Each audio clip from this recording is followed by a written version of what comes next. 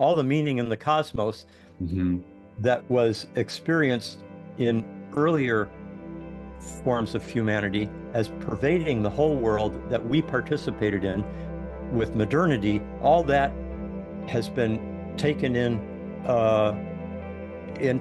the human cranium in some sense, and leaving the rest of the world. It's like a vacuum cleaner. It's just voided at all and put it all in here, which gives human beings a tremendous sense of empowerment and autonomy. But it also can be seen as a tremendous act of inflation. The myth of progress, the whole idea of modernity, is all about ascent, all about getting, more and more elevated and empowered, etc. Everyone knows we're going through a kind of descent. There has to be a kind of surrender or letting go of the old identity and the old structures of belief in order to permit the entering into a richer, more complex, life-enhancing worldview. Hi, I'm Ricky Deriz. Welcome to the Mind That You Go podcast. To honour the milestone 50th episode, I'm joined by Richard Tarnas, a renowned historian and archetypal cosmologist. August 8th is the peak of the astrological event known as the Lion's Gate portal. The Sun in Leo aligns with Sirius, Orion's belt, and Earth. Simultaneously, Orion's belt aligns with the Pyramids of Giza. Ancient Egyptians revered Sirius, the spiritual star, and associated it with gods Osiris and Sopdet. Each year, the rising of Sirius marked the flooding of the Nile. As author of The Passion of the Western Mind and Cosmos and Psyche, Richard is the ideal guest to mark the occasion. He is the founding director of the graduate program in Philosophy, Cosmology and Consciousness at the California Institute of Integral Studies. He teaches courses in the history of ideas, archetypal studies, depth psychology, and religious evolution. For 10 years, he lived and worked at Esalen Institute in Big Sur, California,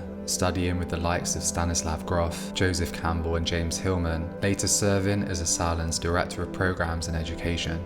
Richard is one of a number of contributing authors, including myself, for the new volume by the Academy for the Advancement of Post-Materialist Sciences, The Playful Universe, Synchronicity and the Nature of Consciousness. The book is released late August with an online symposium scheduled for the 26th and 27th of September. In Re-Enchanting the Western Worldview, Richard traces the historical and cultural roots of the modern mind. Although much was gained, much was lost, including the ensoulment of the cosmos and a sense of participation with higher forms of intelligence.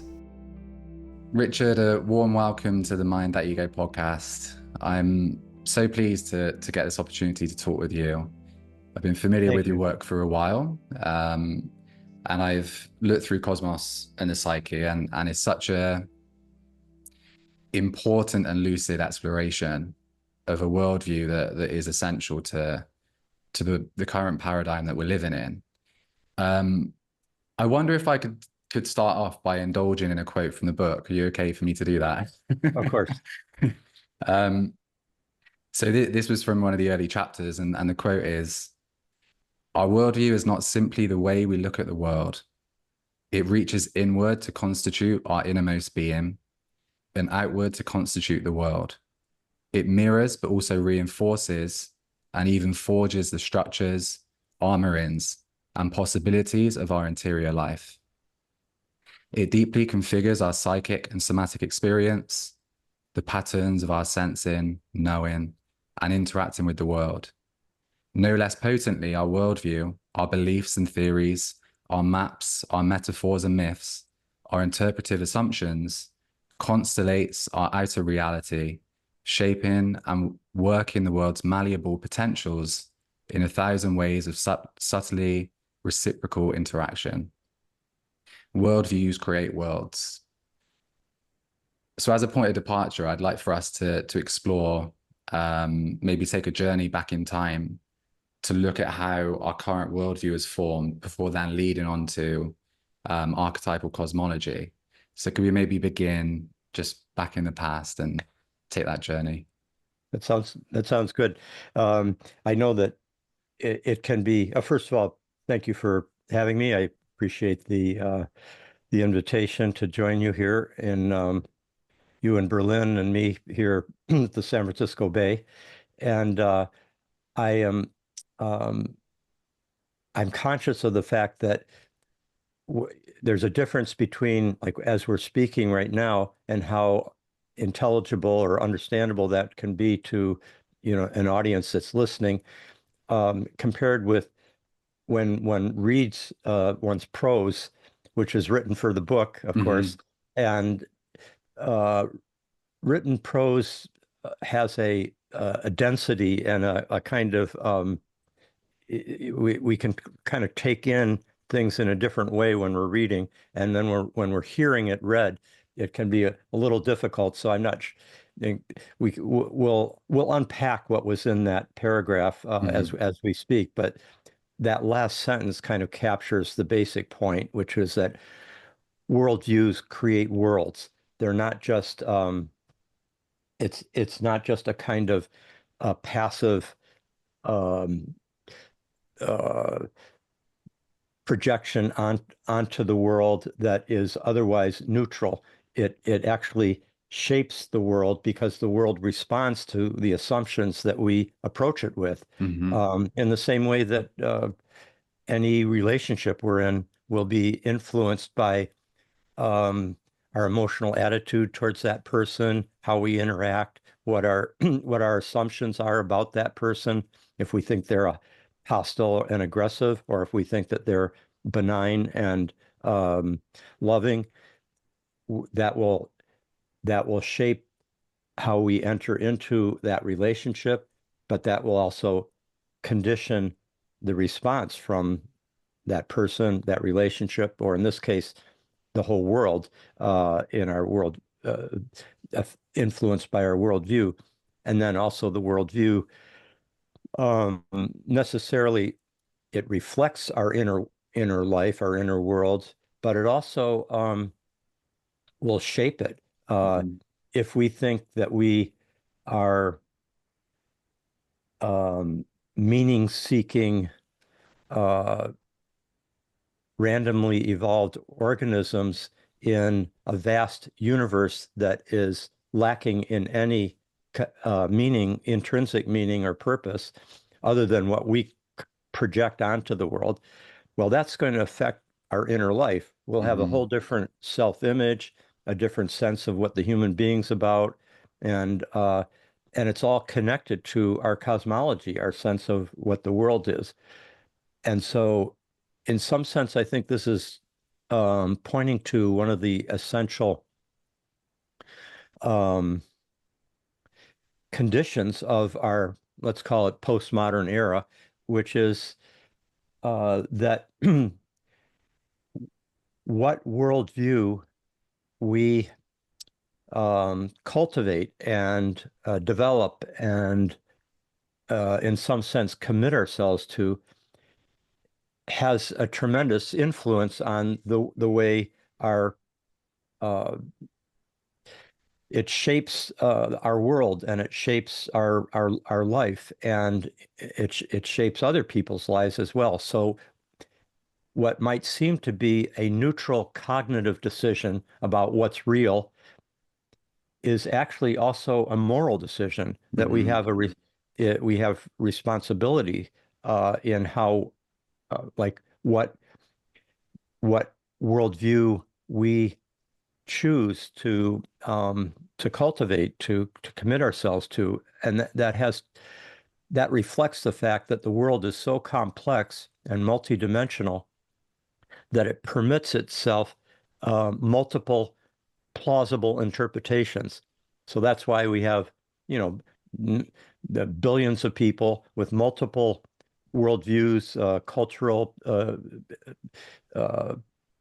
configurations of what the cosmos is all about. And each of those worldviews feels valid and convincing to each of those billions of people. And that reflects this complexity of the world, that the fund of data it permits multiple plausible interpretations of what's happening. And so with that multiplicity, with that ambiguity and complexity in the nature of the world, it then falls upon us to, what I would urge is to engage and explore and give our energy, our attention to a worldview that permits the greatest flourishing, the is the most life enhancing for not just myself, but the Earth community. Mm. Mm. So Beautifully that's put. basically I'm basically kind of unpacking a little bit that paragraph that you read from Cosmos and Psyche. Yeah, I just dropped us straight in the deep end with that, didn't I? Yeah, yeah. um, something I really picked up on as you were talking was how the worldview that we have really affects our interior. And for me personally, my quote unquote spiritual awakening was very much linked to an awakening in how I viewed the world. And it was almost like the cognitive scaffolding that I'd inherited started to dissolve. And through that, I could see, because I came from that background of having a really disenchanted materialist view. I'm not entirely sure where I picked it up so intently, but I was convinced of that. And it led to really a cynicism and a nihilism that I felt was like progress. I felt it was a progressive view because it was intellectual, it was scientific. And I kind of traced back and I could see the impact that had on my mental health in terms of depression, a lack of meaning. Um, in terms of the flourishing, that's also a really good point. How, for you, what would be, and maybe we could work backward from where we're at now. What would you say the key markers are of like the modern worldview? The and I know there's a lot of multiplicity, but let's just say in the West, typical Western mind, Western education, how would you describe that worldview? And then maybe you can work back from there. Okay. Yeah, I think what you described as your own, sort of the worldview that had developed in your own life till it reached this turning point where you went through a kind of paradigm shift uh, Mm-hmm. personally, and it that perspective that you prior prior to that time embraced and accepted um, is in many ways the outcome of a good modern Western education. I mean, that's basically we science has so much modern science has so much obvious value. It gives us so many uh, not only in enhancements to our lives in the most practical way, but it also serves our own sense of rational agency, of autonomy, Mm-hmm. that each person using their own critical intelligence, engaging the empirical evidence with as much critical rigor as possible, um, uh, and in dialogue with others who are similarly engaged with understanding the world, that approach will be able to uh, capture reality in an objective way. Mm. And that perspective obviously has a tremendous payoff, but uh, what it also is based on is something that is fundamental to the modern worldview that we all are educated within and socialized to um, believe in. It's what's fundamental to that perspective is this idea that there is an essential difference between and separation between um, mind and world, and between inner and outer, between subject and object, and that any meaning or purpose or value that is perceived in this perspective, is seen as emanating from the human subject, because the world itself is seen as being essentially matter and energy that is value neutral. It doesn't have any intrinsic purposes, any intrinsic meaning. Mm-hmm. Meaning is a human category from this perspective, and therefore, while on the one hand, this creates a considerable sense of personal and collective human freedom to engage the world, understand it, figure out what makes it tick, how can we best develop its resources, and essentially exploit the world for human enhancement.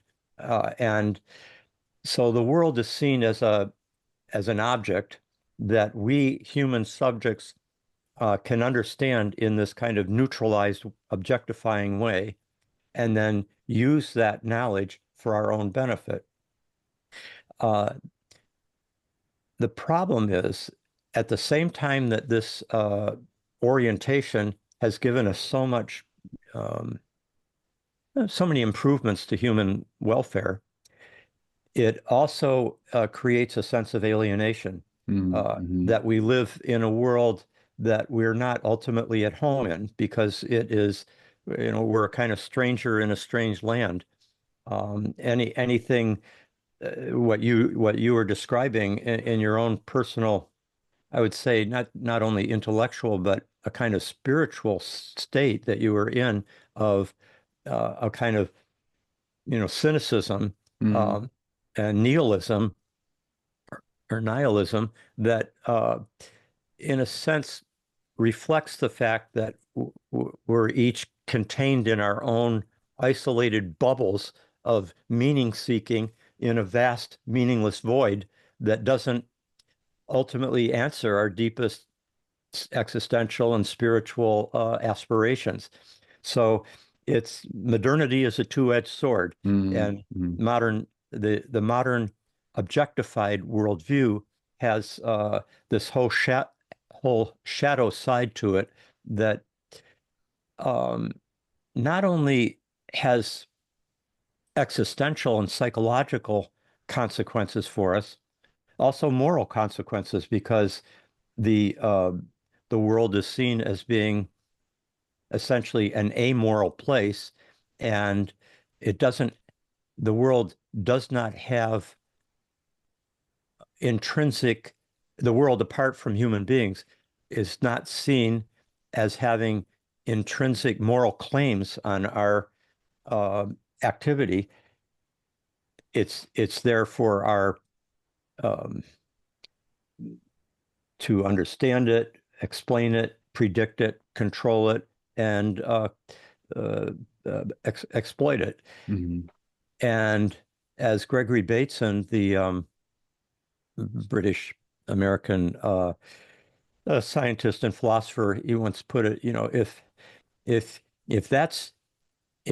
he recognizes that there's a background to this, which is that we've modeled the human being, the modern human being, superior to and separate from the world, that doesn't have any moral claims on us, but instead is there for our exploitation. He said, we've modeled that on a certain image of God, of the divine, that was gradually developed within the Western world out of the Judeo-Christian traditions. And in one of its forms, I mean, Christianity, Judaism, the Abrahamic religions generally are immensely complex, rich cultural phenomena. But what I'm describing is one particular powerful development that involved a sense of God as being separate from, above the world, that he created tends to be pretty masculine, Yeah. and and it is focused on human benefit if it's going to have any meaning at all. Otherwise, it's seen as being just a kind of neutral background to our own spiritual journey to where it really matters, which is our life after death and et cetera. But the image of the most of the most intelligent, the ultimate source of intelligence and value as being in this transcendent dimension that's utterly separate from the world, but that the human being has a unique, special relationship to. Man is made in the image of God, as the Bible, English translation of the Bible put it. Gregory Bateson said, we human beings have moderns have modeled ourselves on, we too see ourselves as being separate from, superior to, above the world, and that, and basically Bateson's point is that if that's your model of reality and you have a powerful technology, your chances of survival are a snowball in hell. Yeah. And so, and that, the reason I'm bringing that point up is that in a certain way, this modern neutralized, objectified view of the world that separates the human subject and our aspirations for meaning, value, and so forth from a world that is seen as being utterly meaningless and purposeless on its own terms. We've modeled ourselves on this earlier kind of biblical or a certain form of the biblical image of God, so that God becomes man with modernity. God dies, and even though the world does respond to this very powerful epistemology and approach to the world, at the same time, it doesn't necessarily reveal its fullness to us. Only what our lenses will be able to take in, and plus our activity, whether it's experimentation, laboratory work with animals, or any other investigation of the natural world, the tendency will be for the world to only reveal that which can be objectified, but not reveal its deeper interior. In the same way that another human being, if you only treat them as an object and you never engage their soul, so to speak, that human being will necessarily only be able to reveal what your lenses are able to take in, but you're filtering so much out that you impoverish the relationship and in many ways condemn it to a fairly low level of flourishing for both of you. And that in many ways is what seems to be happening in the world with the climate crisis, mass extinction of species. We had the tremendous technological, industrial power of modern civilization is just had such impact on our natural environment that now, the Anthropocene, as it's called, human beings are shaping biological evolution, geological evolution on this vast scale that no other single species has ever done. And this reflects, many of us believe, this reflects our worldview. It's a crisis of vision. It's not just a crisis of technical errors or something like that. so much to unpack from this. I'm Yeah, gonna. sorry, that was a kind of extensive monologue. I No, it's apologize for wonderful. It's wonderful, and I unpacking really any of it. like that you also bring in that the Abrahamic religious worldview, because that was also very central to my experience of disenchantment. I felt like it was a choice between, so it was, you either go down kind of intellectual vigor and science and truth, that's how I saw it, or you subscribe to this model of the personal God and the dogma around that, what felt like dogma around that. And I know there's much more to Christianity and as a faith, but that top-down authoritarian view of religion, ironically, versus the top-down authoritarian view of the expertise of science or scientism. Yes. I actually, so the last episode was with Marjorie Woolacott, who I know you're familiar with, from the advancement of post-materialist science. It was on neuroscience and the mystical experience, and a lot of the comments were from people who were essentially using that lens of objectivity to disprove the subjective experience. And this is something I also was at that point of in the past. Well, where's the evidence for a soul? And it's this, is it Plato's allegory of the cave or Socrates? I forget, but the allegory of the cave and Plato, yeah. mistaking the shadow for the real thing. We're in this strange insanity of dismissing the entirety of our subjective experience as evidence in a certain realm. There can also be the opposite, where that's really dominant compared to the objective data that we can gather.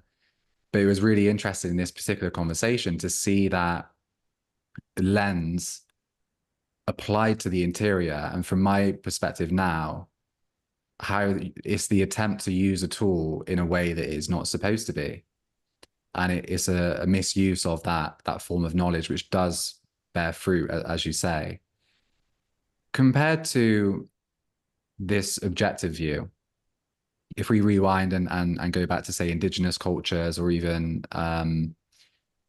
millennia before the advancement, maybe the Age of Enlightenment was quite a turning point for this, from my understanding, and like the scientific method, the kind of reverence around reason, the collapse of the church.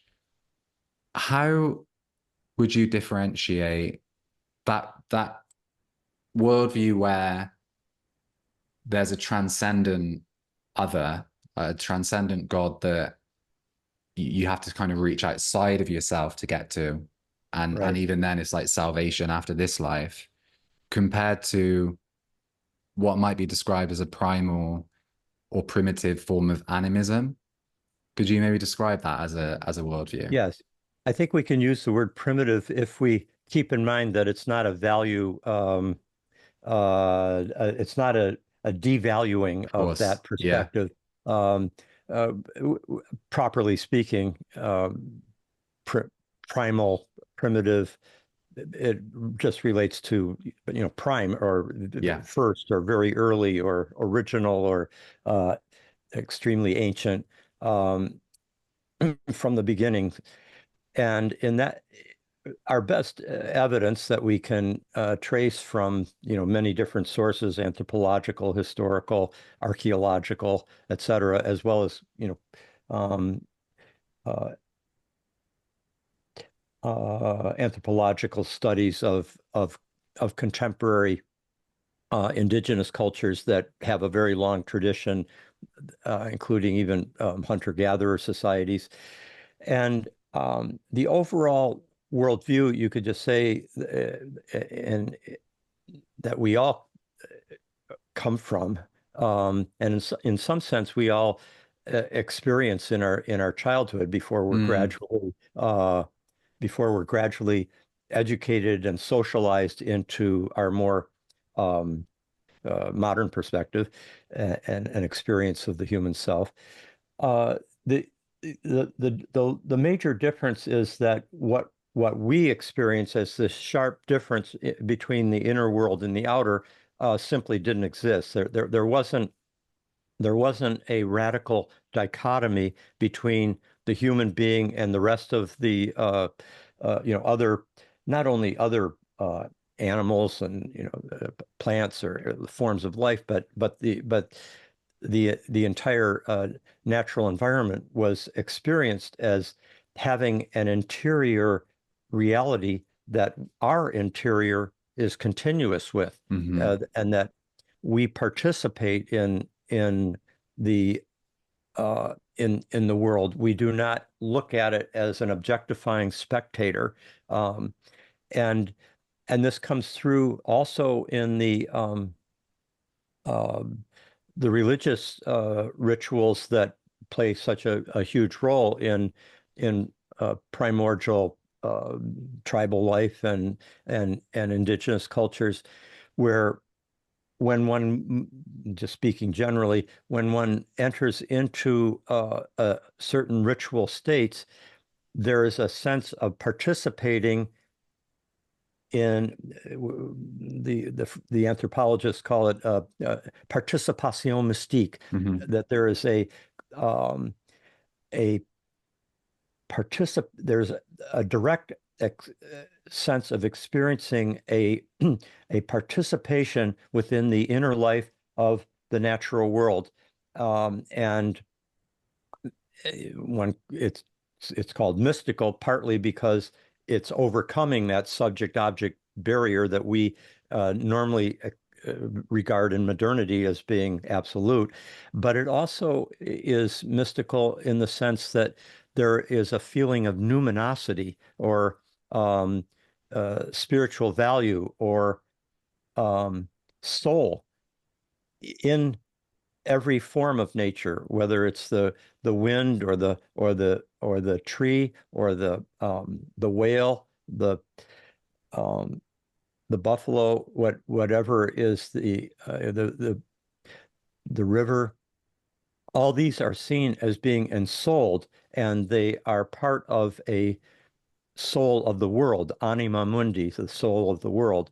And it, and when individuals in a traditional primal ritual state will enter into um, states of consciousness in which they experience powerful spiritual beings that inhere in the world, they enter into one. The person becomes that powerful being, that spiritual being. They're not yet gods and goddesses at that point. The sociologist and historian of religion Robert Bellah, who wrote this magnificent overview of the history of the evolution of religion in human history. It's called Religion in Human Evolution. Then the subtitle is From the Paleolithic to the Axial Age. And it's just a brilliant survey that he did at the end of his long, illustrious life as a scholar. It's published by Harvard University Press. And he makes the point that these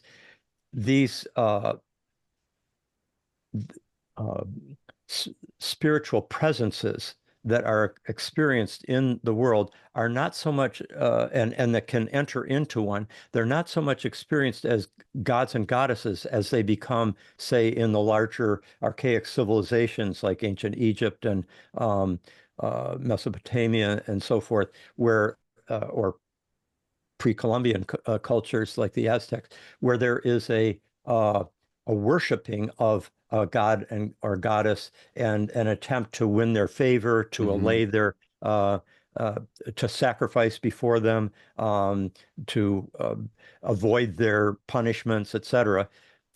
Kind of on the model of how you would do that with a powerful dictatorial authority of a human kind, like the emperor, the king, or the pharaoh.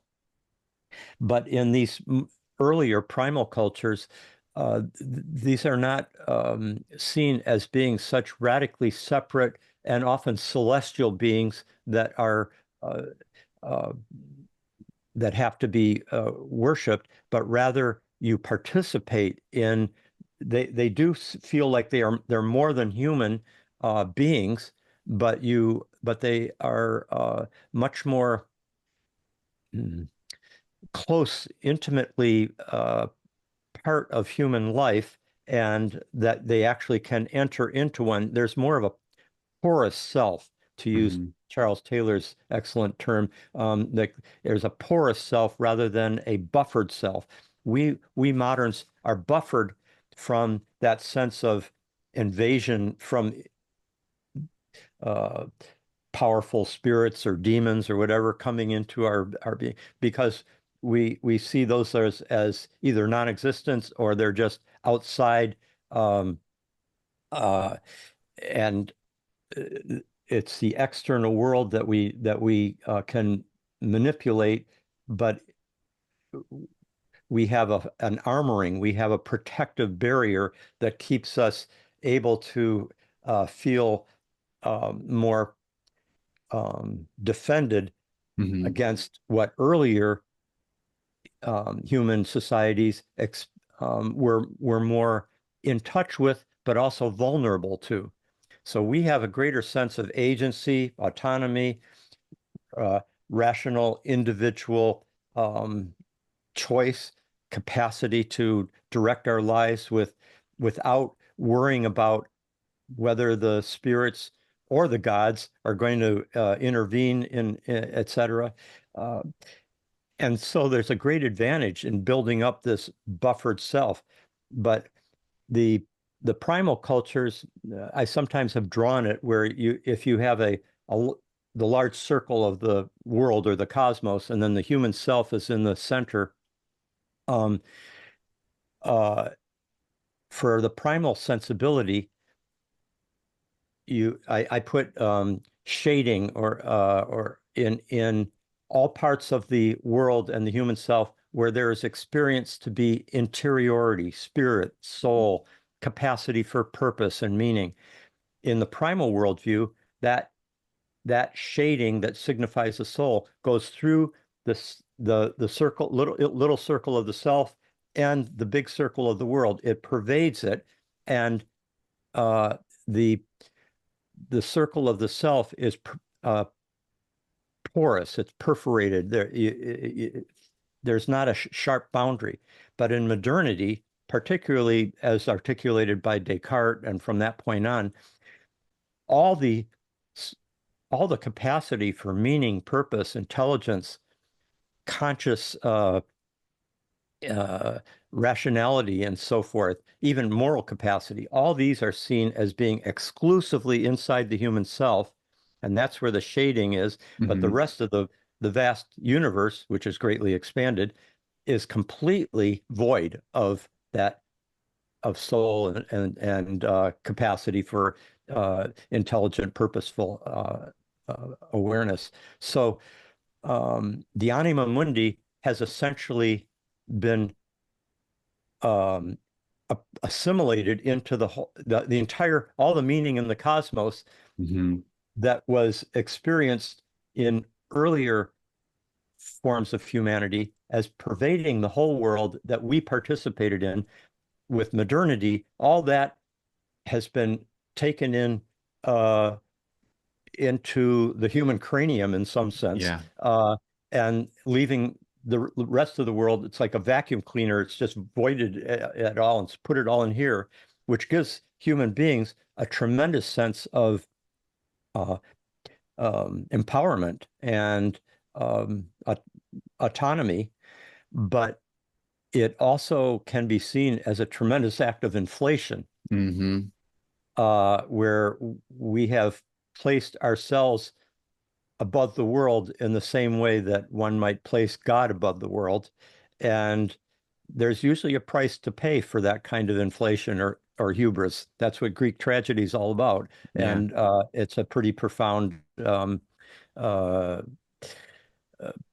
dynamic that the great tragedians, right up to Shakespeare and beyond, recognized. And in some sense, you could say that we're participating in a drama that bears a resemblance to those great heroic tragedies, because these are heroes that are in tragedies, and so we're like the hero in this vast drama is man, which tending to be masculine, imaged as a masculine being who is ever progressing, as you use that word, the progressive perspective that you had gradually adopted when you were younger.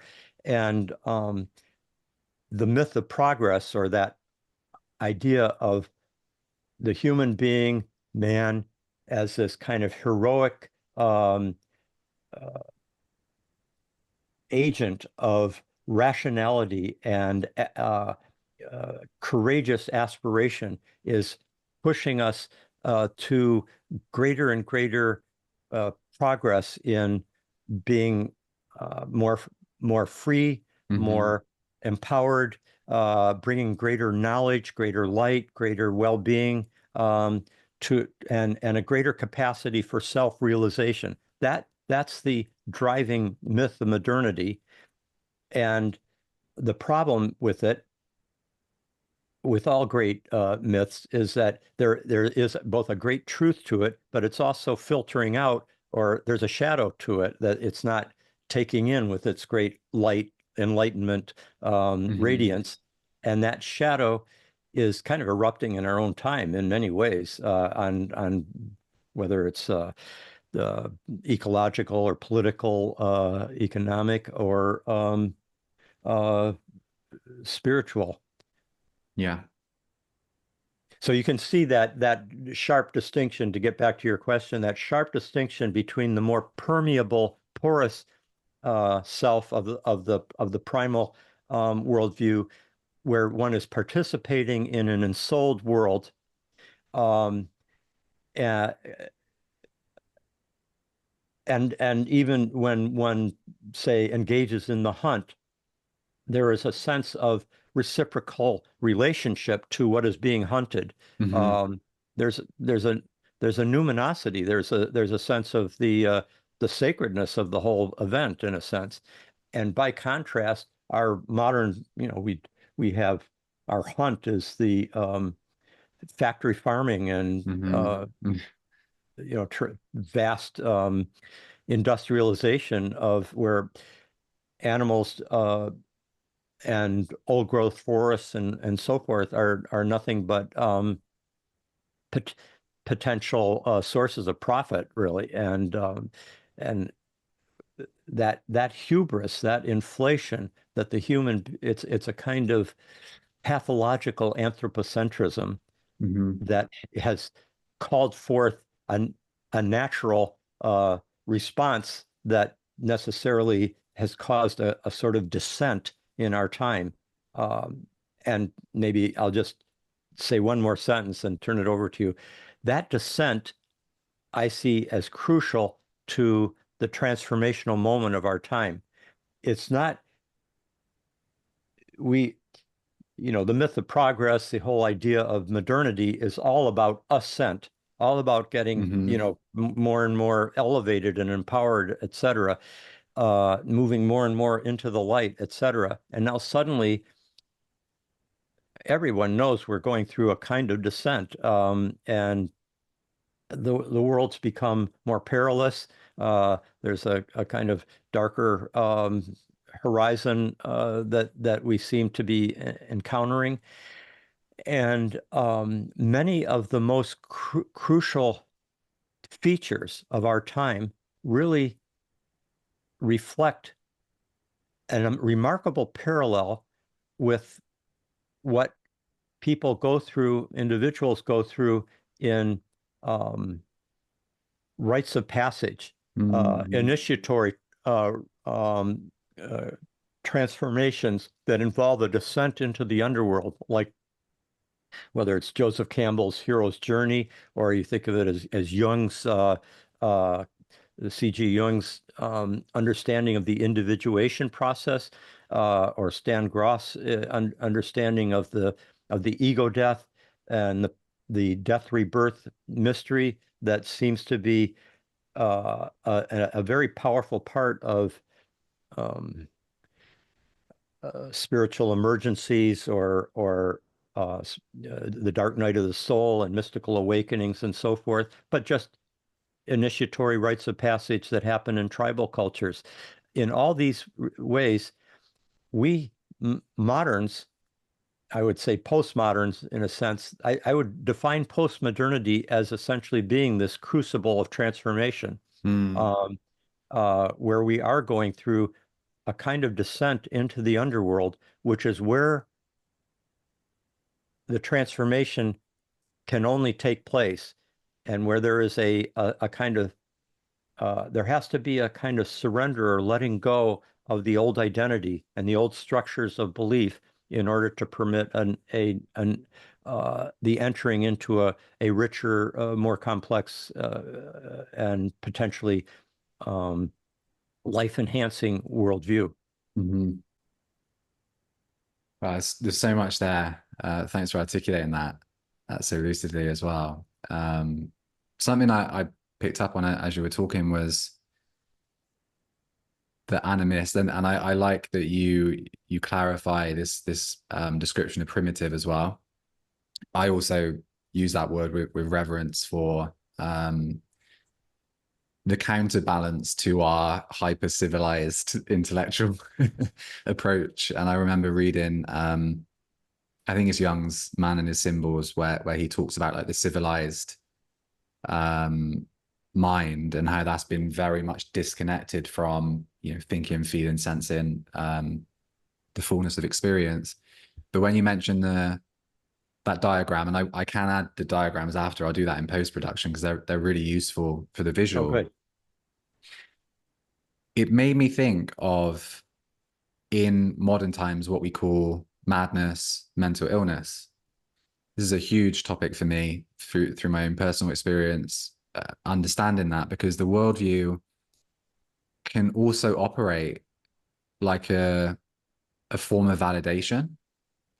So the animist experience, I won't even refer to it necessarily as a belief, but the experience of the non-ordinary, when that conflicts the Western material worldview, it creates a dissonance then of, well, I've got two options. I either question, and this is where I was at, speaking personally, I either question the worldview itself and understand it, deconstruct it, realize why I have that, or I accept the worldview as true and I dismiss the validity of my experience, and therefore I'm either crazy, delusional, hallucinating, etc. And that's been such a profound exploration for me in terms of the relationship between, like you say, self and world, and how we frame that and the consequence of that framing. And I also think this myth of progress is so important around the mistake of that hubris of believing that the progression intellectually comes at the expense of these worldviews that are richer, that are ensouled. And the myth of like Icarus comes to mind, you know, like flying too close to the sun, and that descent naturally seems to be where we're at. So Indeed. it's all so powerful, like this model, and I feel it too. I feel I actually wrote an article when COVID just started saying this is the world's dark night of the soul. Like it has that mythological underworld feeling that's reverberating, and I can only imagine, without an expanse beyond that material framework, that will be even more disconcerting. And I know if I'd experienced that years before, I would probably question my sanity a lot more than I have. Indeed, yes. I mean, that what you described perfectly captures that the way in which the modern mind would tend to sustain the superiority of its worldview against the reports of people who are having experiences that point beyond the Yeah. limits of that worldview, the way the modern mind has tended to regard it is to pathologize the experiences of that person. Oh, they're crazy, or they're childish. They're Hmm. obviously, kind of regressing, Yeah. or they live in the Middle Ages, et cetera. And it's a way of maintaining the superiority of the modern worldview. And of course, I mean, there's many tragic consequences to that on an individual level. Many people, you know, for years, I lived and worked at the Esalen Institute in Big Sur, California, which was a center, I mean, still is, but back in the 60s, 70s, was a quite a world influencing center of new ideas that were coming up all around the world, as well as ancient and, shamanic and so forth, but practices, perspectives, et cetera, from many different um, uh, worldviews and perspectives that pushed us beyond the limited modern assumptions. And one of the things that was most important to that, I for a while I was director of programs there for several years. That's where I lived and worked with. I mean, Joseph Campbell, Gregory Bateson, Mm-hmm. Stan Groff were all the teachers there, and I used to be director of programs. And the uh, one of the basic motives in founding the place was so that people who were having these experiences that's pointed beyond the more limited mechanistic modern worldview would not be pathologized, Mm. and that different perspectives were honored, were given a hearing. No one perspective was allowed to capture the flag, as we put it. Yeah. So there was a commitment to the value of a pluralistic perspective. And just in terms of what we're talking about here, in terms of, I've tried to hold both the positive contributions of modernity and modern science, technology, et cetera, and even positive contributions that come from uh, the buffering of the modern self, where you're developing more capacity for uh, individual self-responsibility, for Yeah. example. Those are valuable to us. Yeah. These are extremely valuable to us. But so also is valuable is what we cut off to um, produce this powerful uh, agent's sense of individual selfhood, Mm. individual identity, and also of human identity apart from the non-human world. There's so much value in what has been lost, what was marginalized, what was pathologized, what was exterminated, Yeah. colonized, Yeah. etc. And what we're calling, what many of us are aspiring towards, and uh, urging our era to embrace, is not the superiority of one or the other, but rather the recognition that many perspectives, cultural orientations are have value, and we need to come into uh, a dialogue with each other, so to bring forth large, on the one hand, greater tolerance Yeah.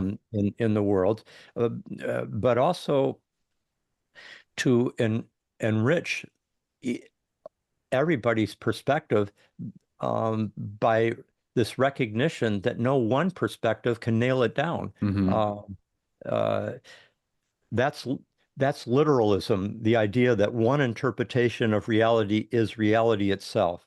Yeah. And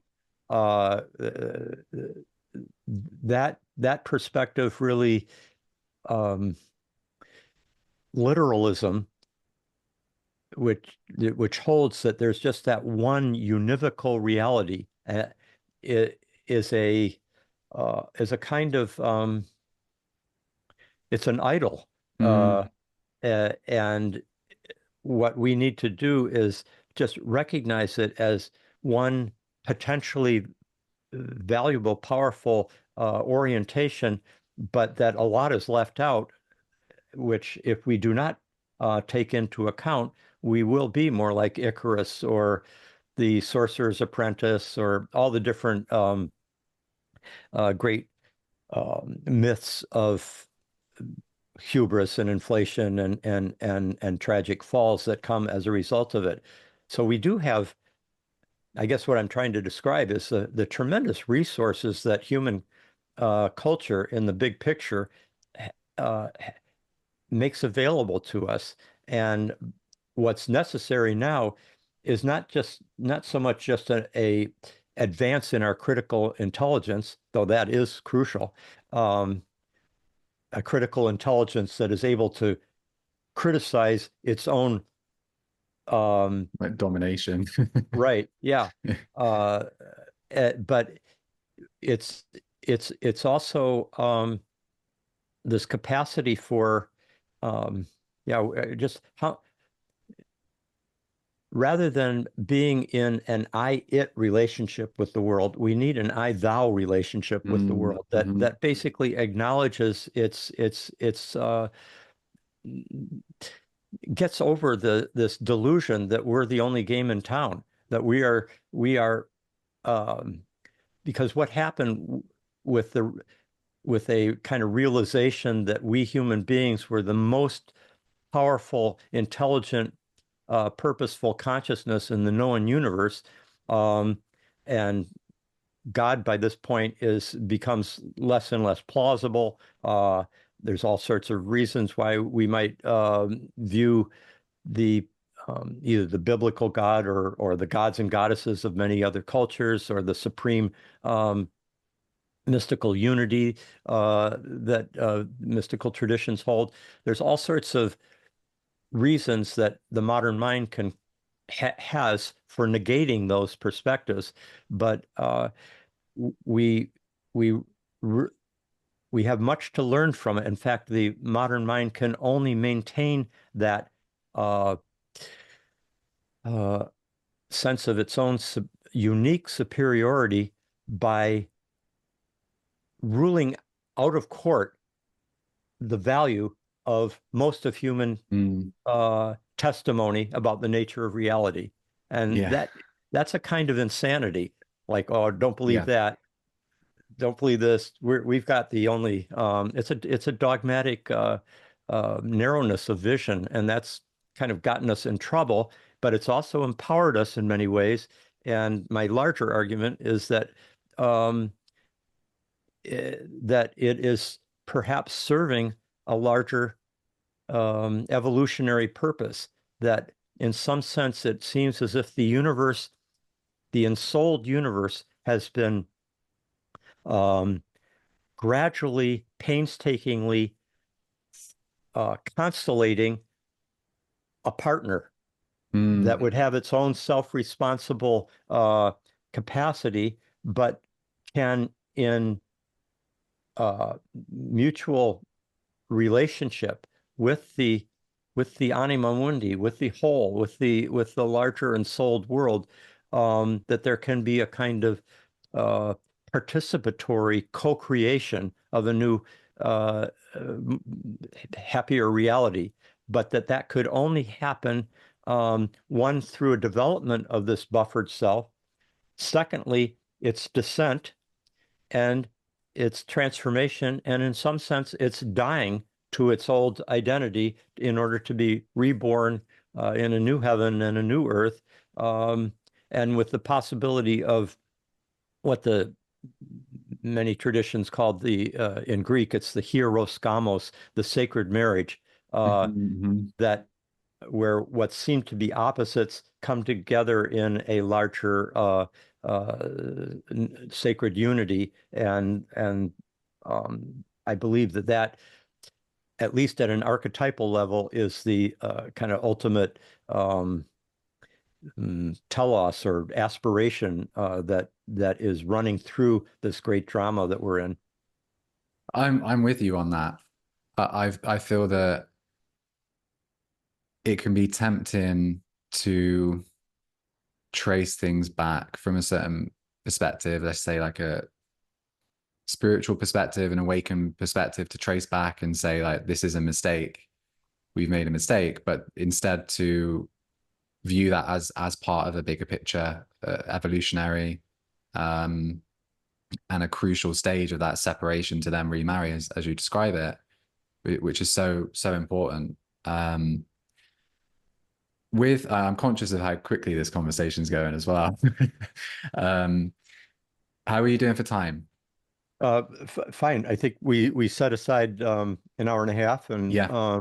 I think we're even though it's gone fast, I feel like we've covered some depth of material here. Yes. Yeah. Significantly. And what I'm really keen is as we kind of round off the conversation, to look at, and they are two big topics, so we might have to kind of touch upon them. But in terms of participation, we've mentioned Jung a number of times.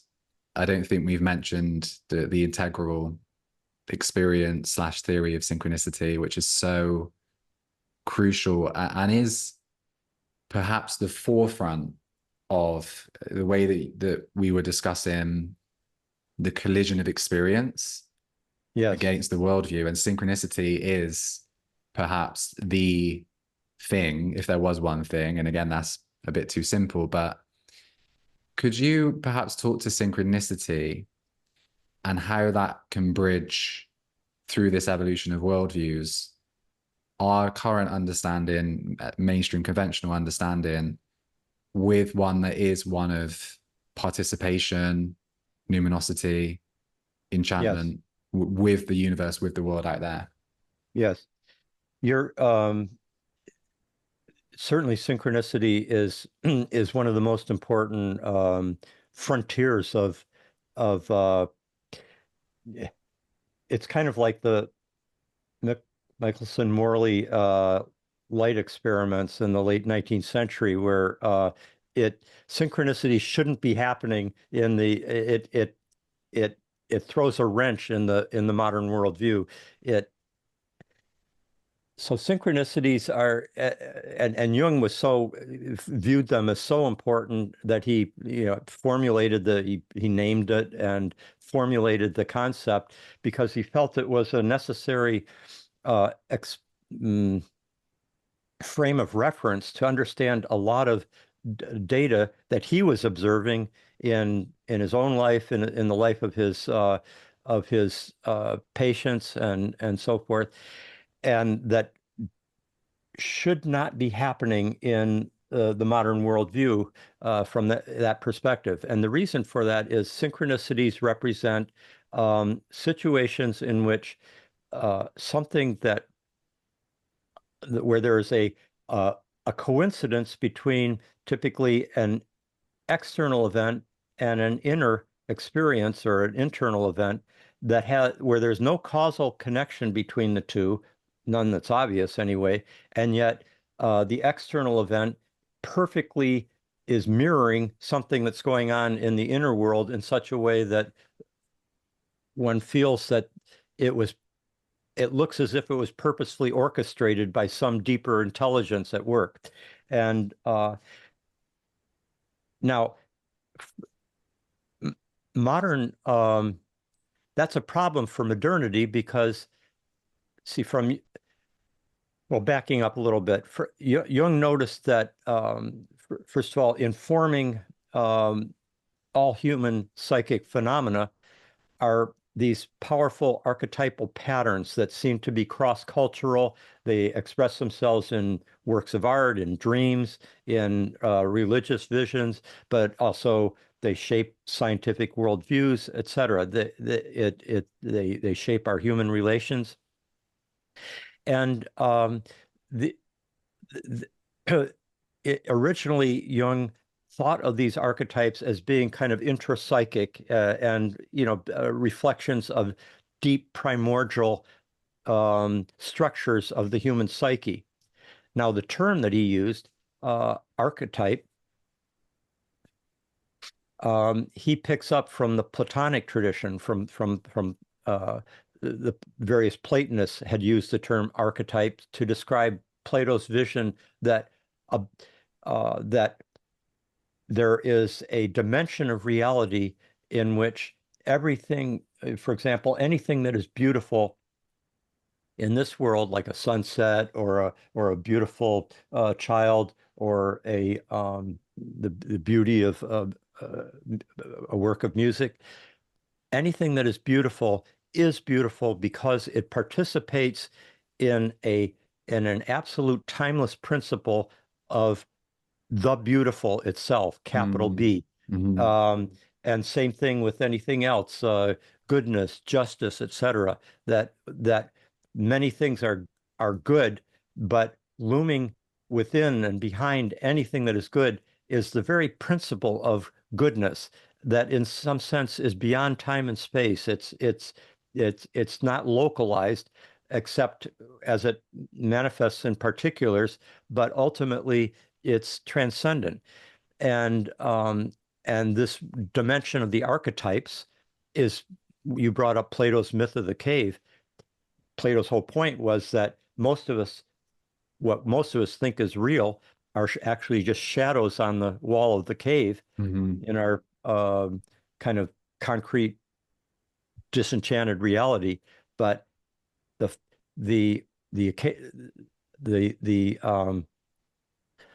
true philosopher is able to break out of the cave and enter out of the shadows into and see what is creating those shadows are these much more real, much more powerful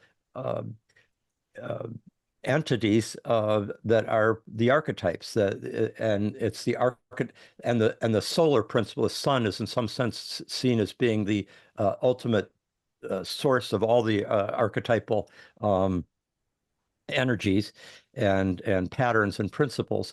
This gets adopted by Augustine and Christian theology with the whole idea that the archetypes are all in the mind of God, which is fairly continuous with Plato's understanding of in many ways. But notice there's a huge difference between Jung and Plato on this, because for Plato, archetypes are the fundamental structuring principles of reality itself, of the entire cosmos. But as Jung had originally conceived the archetypes for him were the fundamental structuring principles of the human psyche. And this reflects the fact that the Platonic vision is more porous. It sees the whole world as having what modernity sees as just being human. But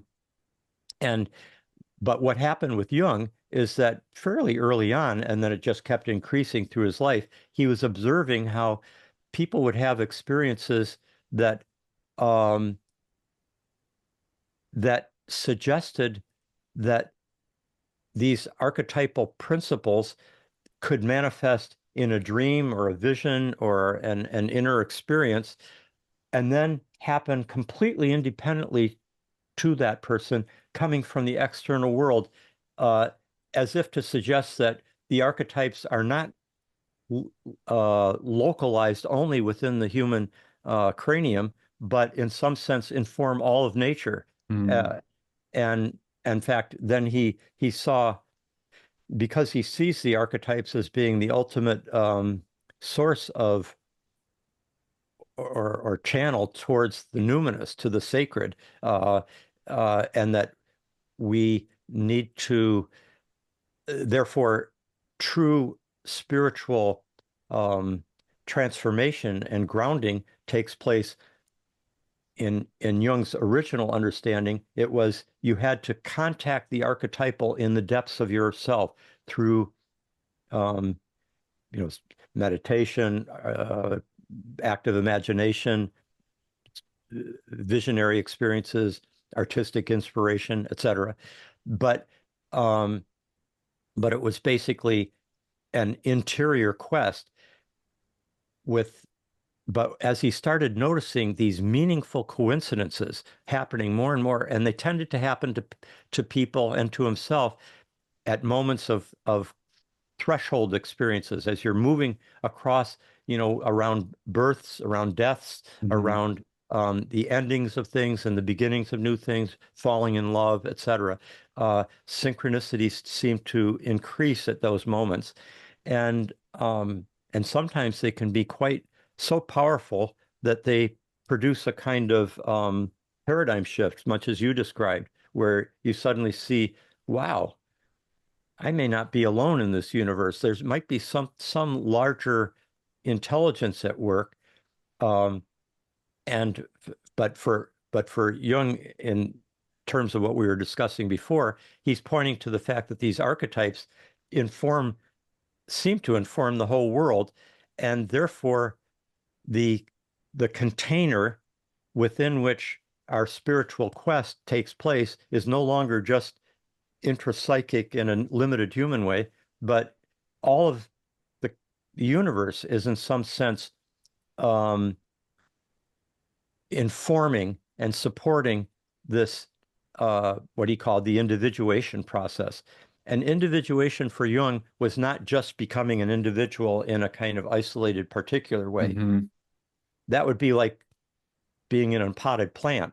But he was pointing towards a flowering that's coming out of the cosmos itself, and that the only way to really become who you are, Nietzsche was always saying, become what thou art. And Jung's point was that you only become what thou art by penetrating to the archetypal depths that inhere in the world itself, that then inform your own evolutionary self-realization in the same way that the acorn becomes the oak tree, and the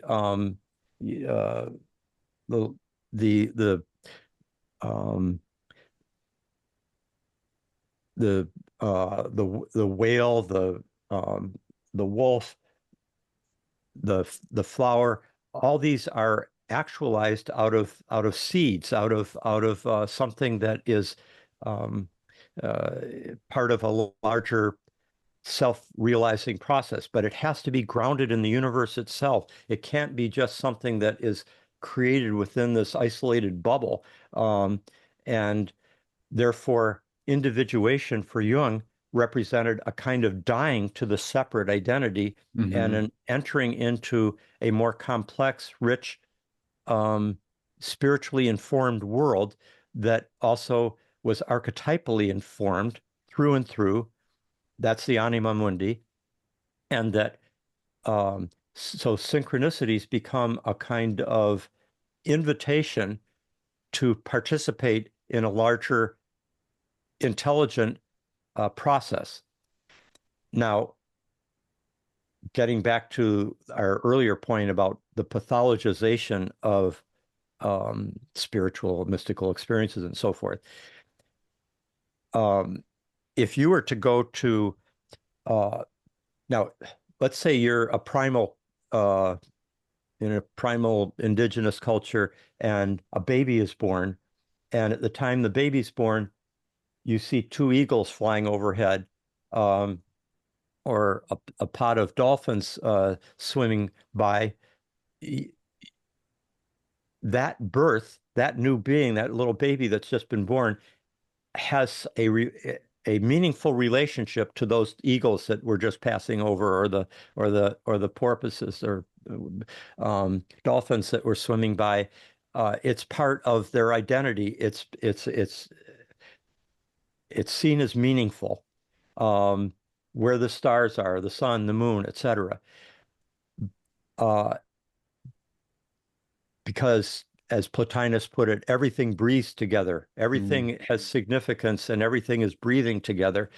But from the point of view of the modern perspective, if you think that there's actually a meaningful, purposeful connection between those eagles flying overhead and the baby being born at that moment, you are projecting a human reality onto the larger world to comfort yourself because you need to live in a meaningful universe. And therefore, you're just suffering from delusions of self-reference.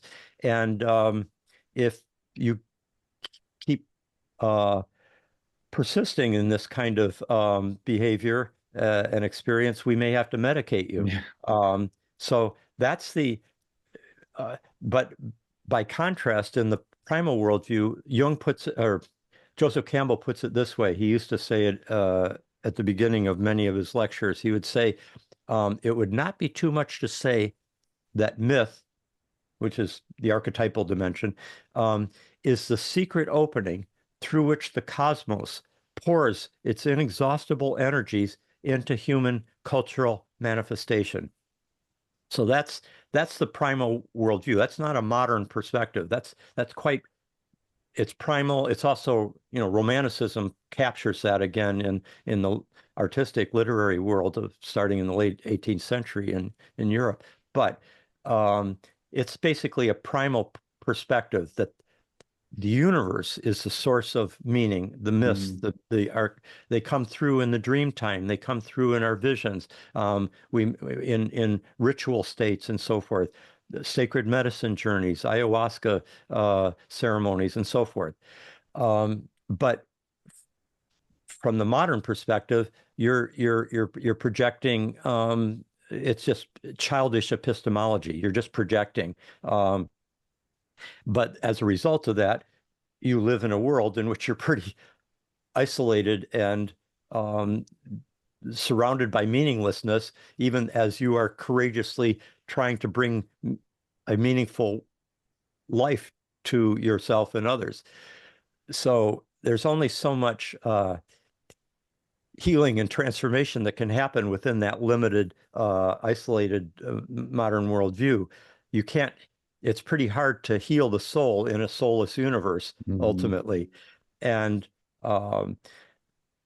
Jung's point is that breaking out of that isolated perspective into one that is recognizing just how multidimensional and rich our world is, and we're not the only game in town, allows actually the possibility of one, that we can access the sacred in transformational ways. And for Jung, all true healing involves an encounter with the sacred ultimately.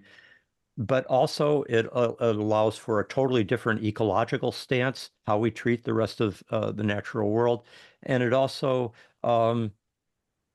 totally transforms how modern societies treat non-modern societies, which has been absolutely, in general, horrendous. And so when we can enter into a wholly different horizon of existence with a transformed worldview and synchronicities, this is why the Scientific and Medical Network in the UK and well, it's international, as you know. And the Galileo Commission, that's part of it, has decided to put a certain exploratory emphasis on the importance of synchronicities, because, as Jung recognized, it really, if synchronicities exist, then the orthodox modern worldview needs to be revisioned.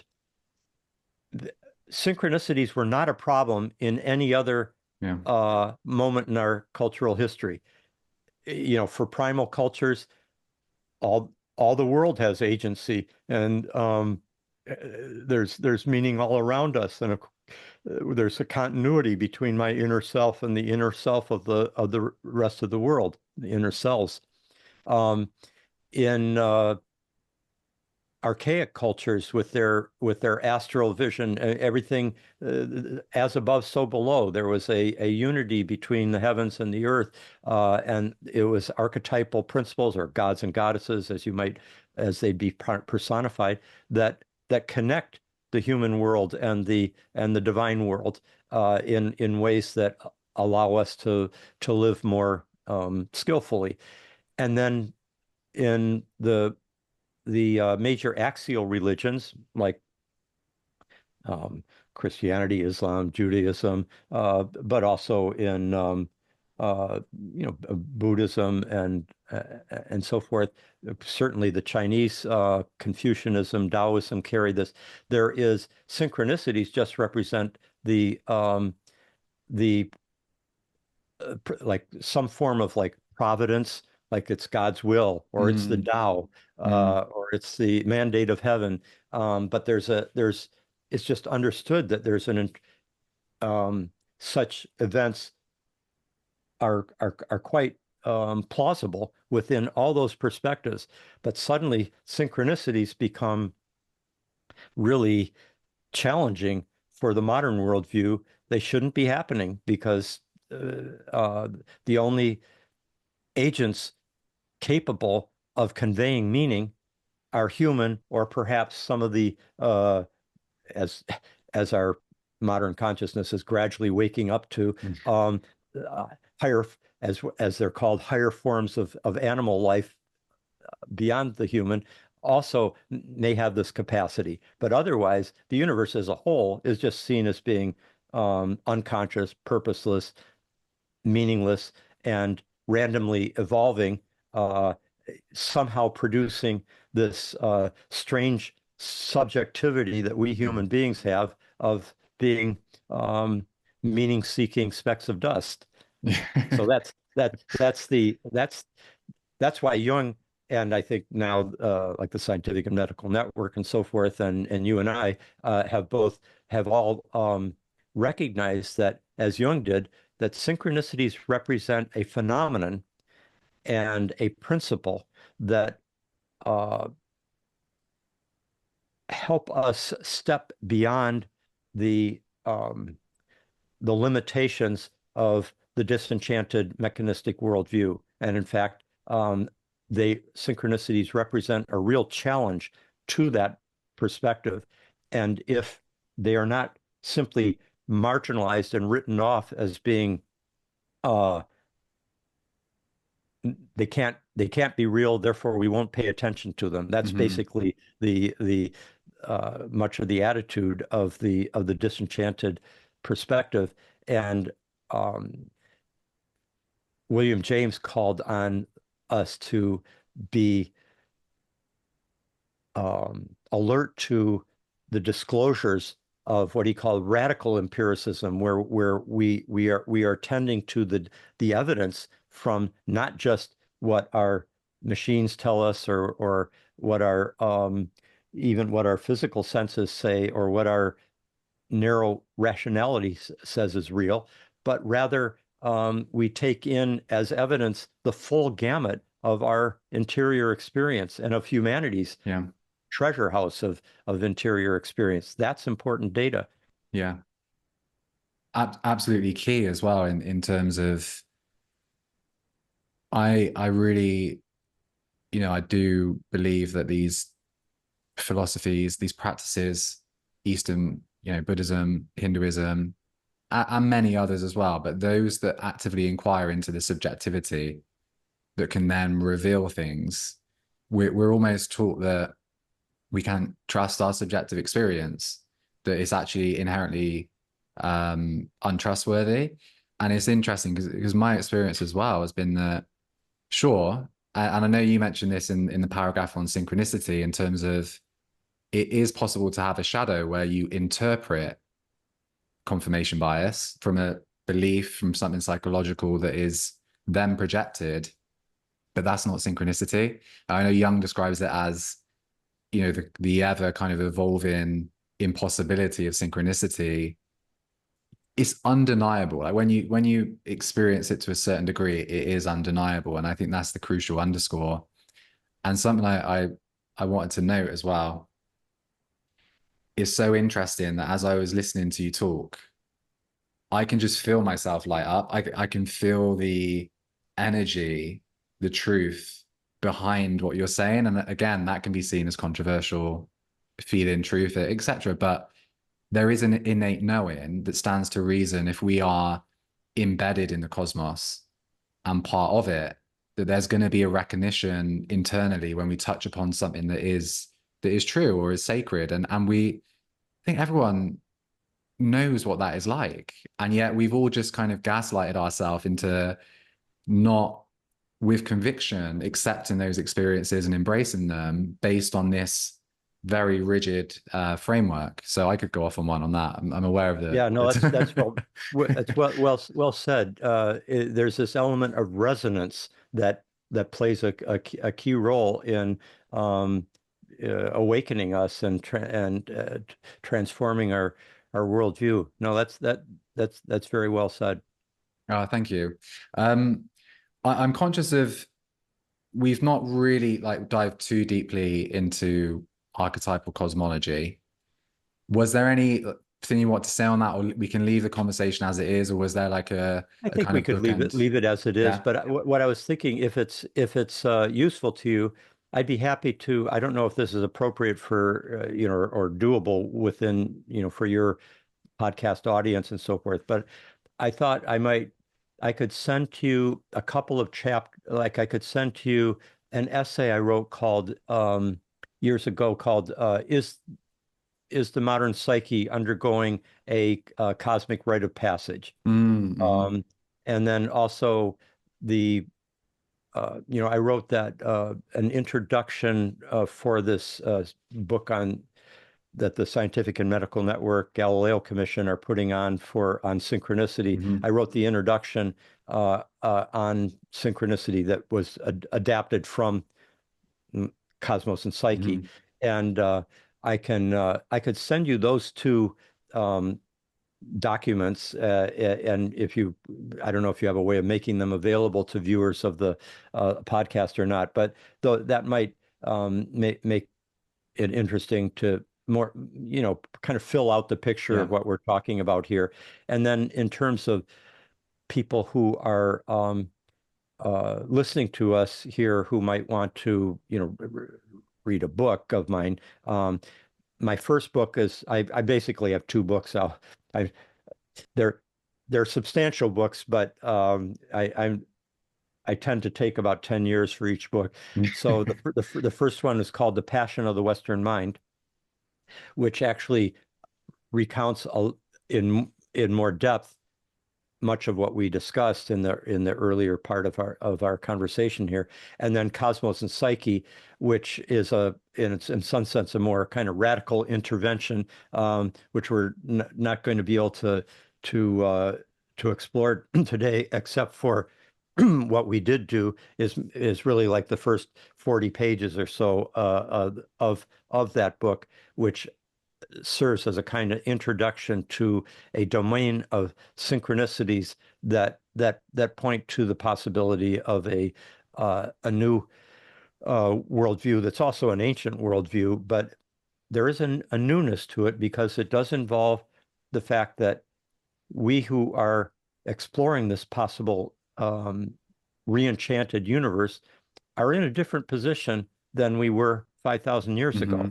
or 1,000 years ago, or 500 years ago. We have evolved a certain um, uh, critical rationality, certain forms of moral aspiration, and so forth, but a whole form of consciousness that is highly, highly developed, that permits a different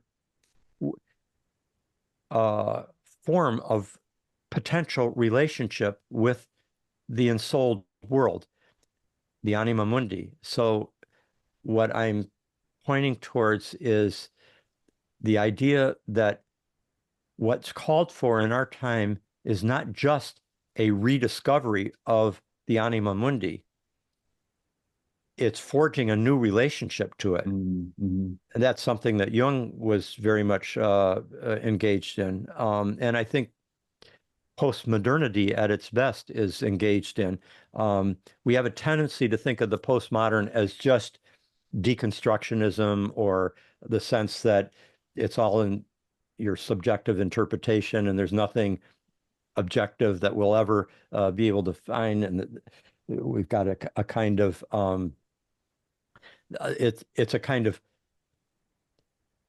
it's almost like modern skepticism on steroids, but and it particularly associated with like the French deconstructionists, and I would prefer to, like others, regard the postmodern as the larger era we're in, which is an era of tremendous richness of pluralism, of pluralistic perspectives, and there are multiple live options for our metaphysical engagement.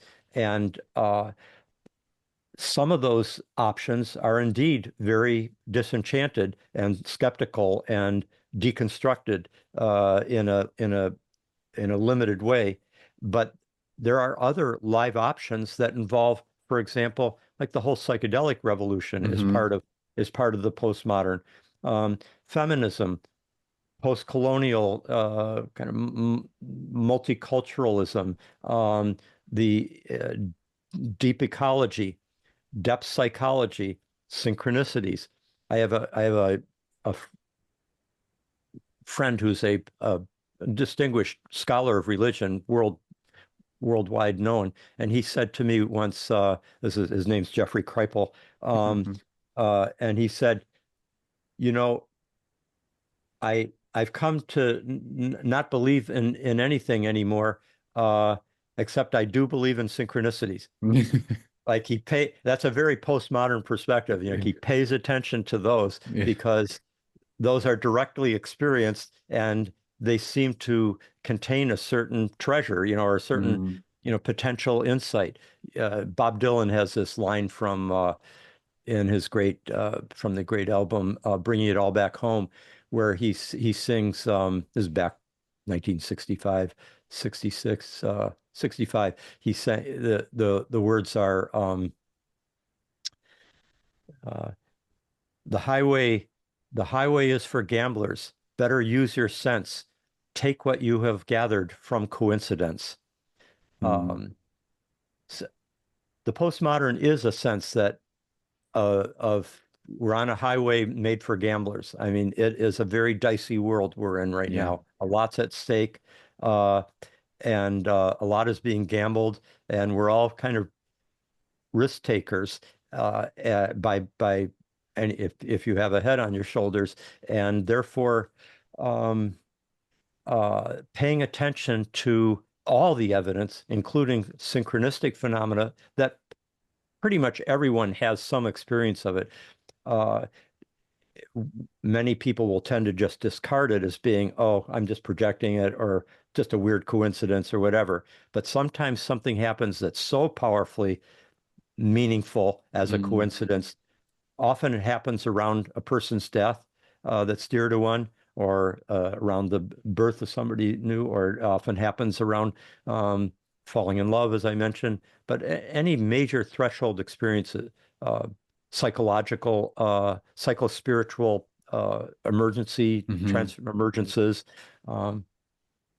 and those really represent a kind of doorway to a new worldview if we pay critical attention to them. Yeah, and I think this is, you know, such a poignant conversation that really highlights the value in paying attention to synchronicities, but also questioning the worldview that we have. In terms of risk, I really feel that, you know, Cosmos and Psyche, you put that out there, and I know that you're kind of going against the grain with a lot of what you've explored and researched. I know even maybe your own predisposition, what you know, your own skepticism. So yeah. I thank you for the risks that you've taken to put that out into the world. It's invaluable. I encourage you know, listeners, viewers to read that. And thanks so much for taking the time today. I value your work, I value your presence, and I've enjoyed this so much. So thank you. Thank you, Ricky. And and we could, you know, perhaps down the road we could do a part 2 or something like that, where we go further into Cosmos and Psyche. But I think what we discussed today will serve as a good foundation for any. I mean, I think it's worthwhile in itself, but it also could serve as a good foundation for further exploration. Thank you for listening to this episode of the Mind That Ego podcast. To stay up to date, you can join the Mind That Ego mailing list if you head to mindthatego.com/MFM. You'll also get a copy of my book, Mindsets for Mindfulness, when you join. You can also follow Mind That Ego on Facebook and YouTube, where the podcasts are also displayed in video format along with other inspired videos that I create. Or if Instagram is more your social media of choice, you can follow me at Ricky_Deriz, that's DERISZ.